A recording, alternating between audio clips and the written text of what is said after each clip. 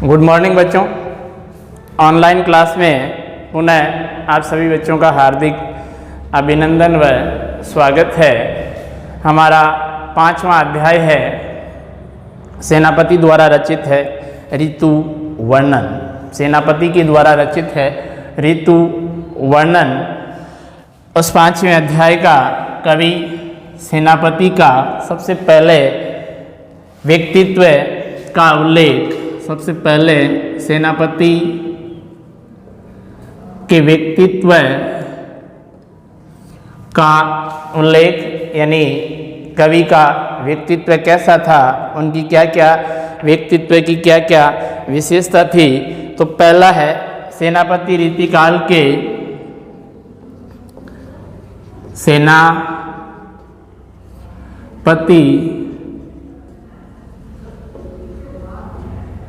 रीतिकाल के कवियों का उल्लेख मैंने कल आपको बताया था। रीतिकाल के वो कवि माने जाते हैं जिन कवियों की विशेषता ये रहती है कि वो किसी न किसी राजा के आश्रय में रह करके अपने काव्य पाठ किया करते थे। तो रीतिकाल के रीतिबद्ध कवि हैं, रीतिबद्ध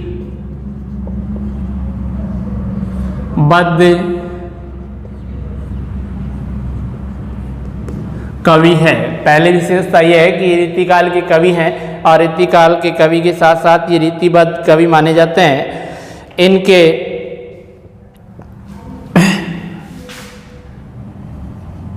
इनका जन्म गंगा घाट या गंगा तट पर बसे गंगा तट पर बसे अनूप शहर में हुआ। अनूप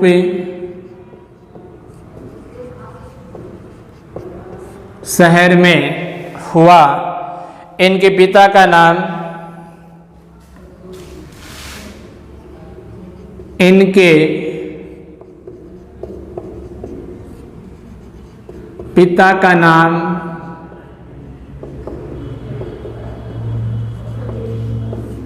गंगाधर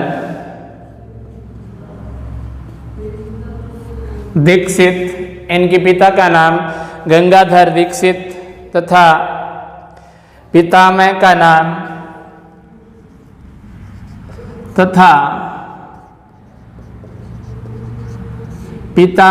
का नाम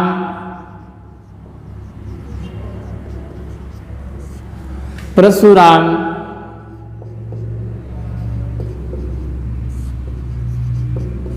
दीक्षित था। इनके पितामह का नाम अर्थात दादा का नाम परशुराम दीक्षित था। इनके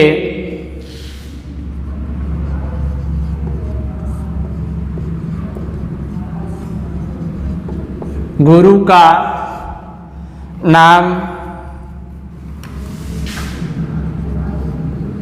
हीरा मणि दीक्षित था तथा ये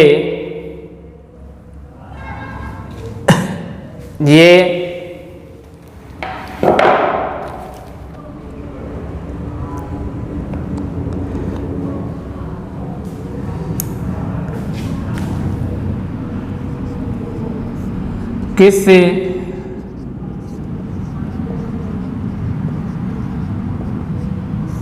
राज दरबार में रहे ये पता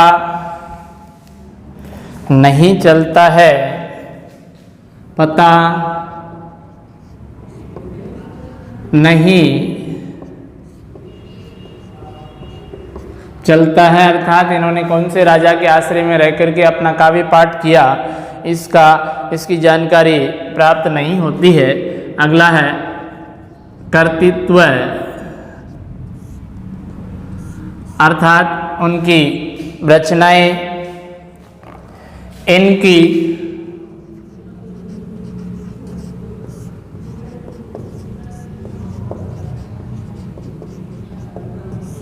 दो रचनाएं है काव्य कल्पद्रुम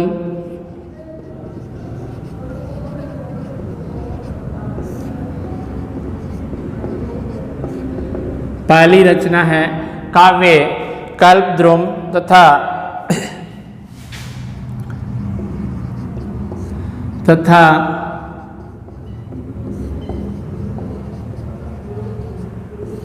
कवित्त रत्नाकर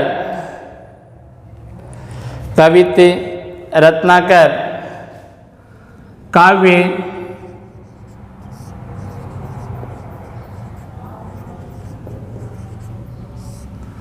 कल्पद्रुम संप्रति काव्य कल्पद्रुम संप्रति अनुपलब्ध है।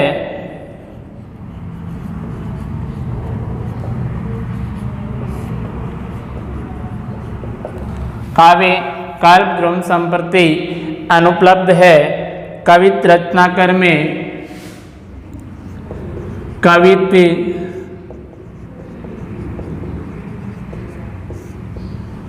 रत्नाकर में 5 तरंगे हैं।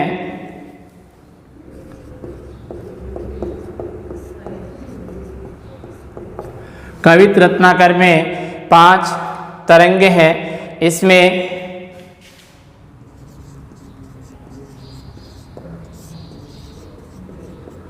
श्लेष,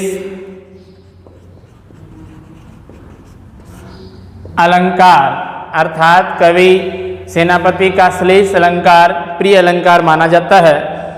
श्लेष अलंकार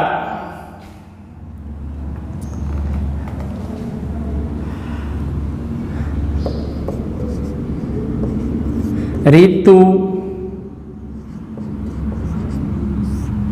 वर्णन राम कथा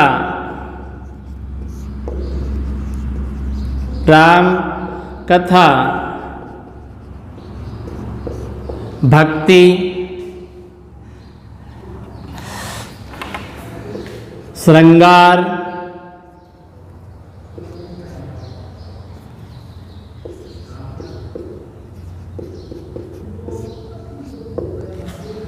भक्ति श्रृंगार से संबंधित कवित्त है। से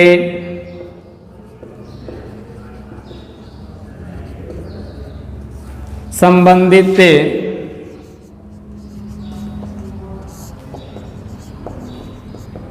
कवित्त है। इनकी भाषा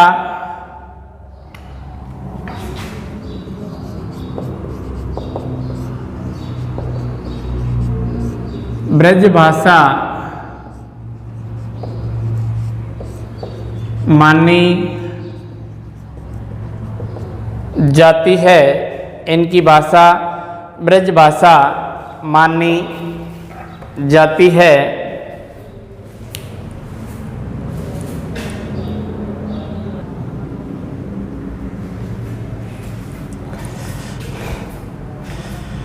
देखिए पहला छंद है कवि सेनापति के द्वारा रचित पहला छंद है बरन बरन तरु फूले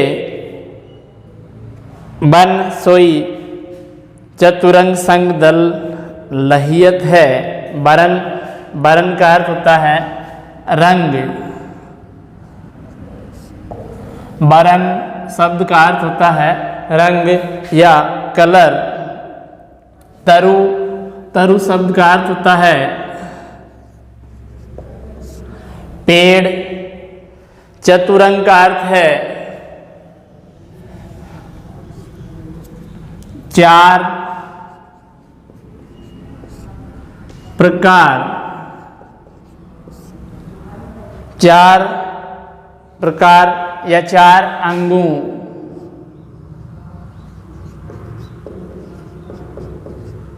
वाली, 4 प्रकार या 4 अंगों वाली। संघ का अर्थ होता है 7, दल का अर्थ होता है समूह है, और लहियत का अर्थ होता है लेकर। बंदी जिमी बोलत बीरद, बीर कोकिल है। बंदी का अर्थ होता है वंदना करने वाली, वंदना करने वाली। बंदी शब्द का अर्थ होता है वंदना करने वाली। जिमी का अर्थ होता है जैसे, जिमी का अर्थ है जैसे या जिस प्रकार से। बोलत का अर्थ होता है बोलना। बीरद का अर्थ है यशो गाथा।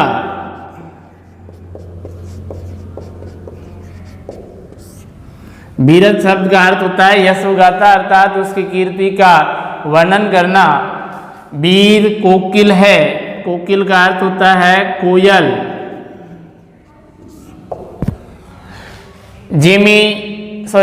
गुंजते का अर्थ है गुंजायमान,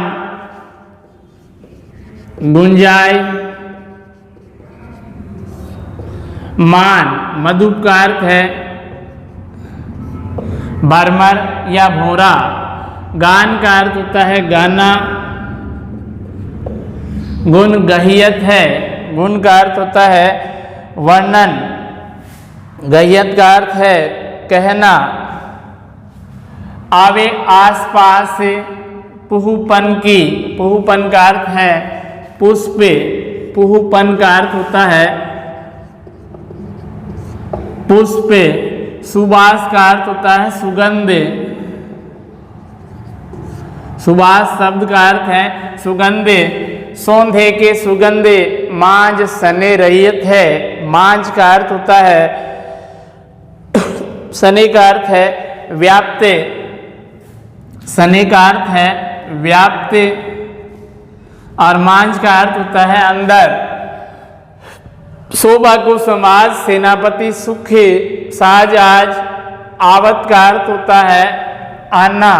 बसंत का अर्थ है बसंत और ऋतुराज, ऋतुओं का राजा। कहिवत का अर्थ होता है कह रहा है।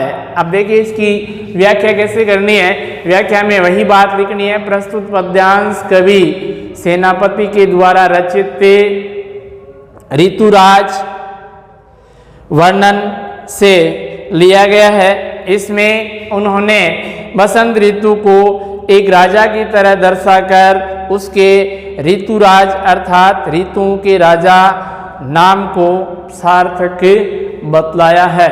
इसमें कवि ने बसंत को एक राजा के रूप में दिखाकर या दर्शाकर बसंत की जो उपमा है, ऋतुओं का राजा बसंत को कहा जाता है, उस उपमा को उन्होंने सार्थकता प्रदान की है। अब देखिए इसका वर्णन क्या है। बरन बरन तरु फूले उपवन बन सोही चतुरंग संग दल लहियत है। कवि सेनापति वर्णन करते हुए कहते हैं कि बसंत ऋतु का वर्णन करते हुए कहते हैं कि बसंत ऋतु एक राजा की तरह साजो सामान सजाकर आ रहा है। अर्थात जिस प्रकार से एक राजा का आगमन होता है किसी मार्ग से, उसी अनुसार उसी प्रकार से बसंत ऋतु रूपी जो राजा है उसका आगमन हो रहा है। इस अवसर पर उपवन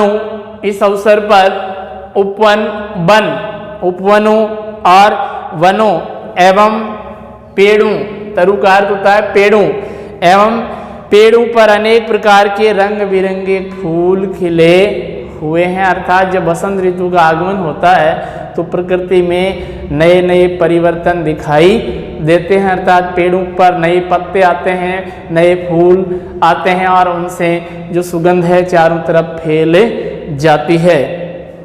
अगला है सोई चतुरंग संग दल लहियत है। वह बसंत रूपी जो राजा है बसंत ऋतु रूपी जो राजा है वही मानो अपने साथ चलने वाली चतुरंगिणी सेना के रूप में सुशोभित है। अर्थात जब राजा चलता है, राजा किसी मार्ग से आगे बढ़ता है तो उसके साथ 4 प्रकार की सेना रहती है। इसी प्रकार इस बसंत रूपी राजा के साथ भी 4 प्रकार की सेना है। बंदी जिमी बोलत बीरद वीर कोकिल है। कोयल उस राजा का गुणगान करने वाली बंदी जनों अर्थात वंदना करने वाले के समान बोल रही है। और गुंजत मधुप गान गुण गहियत है। भ्रमर है, वह अपने समूह में बसंत राजा के गुणों का बखान या वर्णन करते हुए गुंजायमान करे रहे हैं। आवे आसपास फूहपन की सुबास सोही। जब वसंत काल का प्रारंभ होता है, बसंत ऋतु का आगमन होता है, तो आसपास से चारों ओर से आने वाली फूलों की सुगंधे चारों तरफ वातावरण में फैले जाती है, अर्थात वातावरण सुगंधित में हो जाता है। मानो उसे सुगंध से सौंदे के सुगंध मांझ सने रहियत है। उसे सुगंध से राजा सने रहते हैं। उसे फूलों से की आने वाली सुगंध के कारण से राजा सने रहते हैं। सेनापति आगे वर्णन करते हुए कहते हैं कि शोभा को समाज सेनापति सुख साज आज, कि शोभा के समाज तथा सुख व पूर्ण सुंदर साज सज्जा से युक्त ऋतुराज बसंत एक राजा की तरह सुशोभित हो रहा है। और राजाओं के समान सभी विशेषताएं रखने से ही लोग बसंत को ऋतुराज कहते हैं। आप देखिए इसका विशेष कैसे लिखोगे। प्राकृतिक शोभा एवं बसंत ऋतु का वर्णन हुआ है। इसमें कवि ने प्राकृतिक शोभा एवं बसंत ऋतु का वर्णन किया है। ब्रज भाषा का उल्लेख किया गया है। अनुप्रास, पुनरुक्ति, प्रकाश और सांग रूपक के एवं उपमा अलंकार का इसमें प्रयोग कवि के द्वारा किया गया है। इसमें कवित्व छंद है। छंद कौन सा है? कवित्व छंद है। ये हो गई इसका विशेष। धन्यवाद बच्चों।